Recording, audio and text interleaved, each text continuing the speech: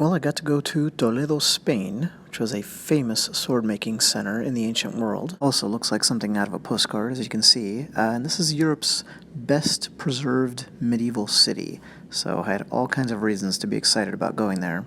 What we're going to look at today is probably the most unusual antique item I got to handle, and it's a sword, fittingly enough, but it has kind of the flame-shaped blade, as you can see. Not that it's the only European sword you'll ever see like that, but it was unusual. And then, look at the guard. It has this huge disc with those upturned ends, and that in particular I'd never seen. Then it gets a little bit more orthodox beneath that. You've got the two rings, crossguard, wire-wrapped handle, real traditional-looking pommel. All of it looks great.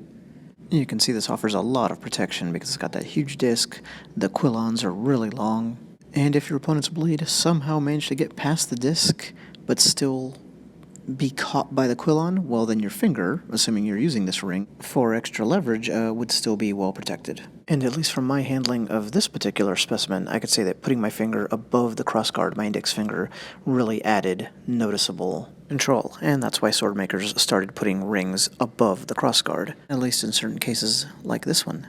So here's the coat of arms etched into the large canvas provided by this surface.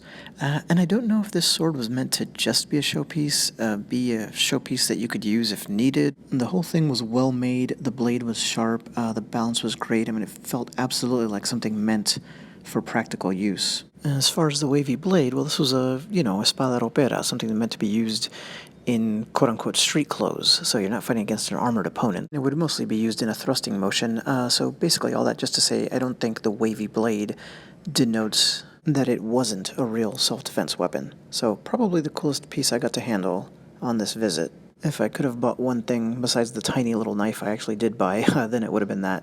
Bye.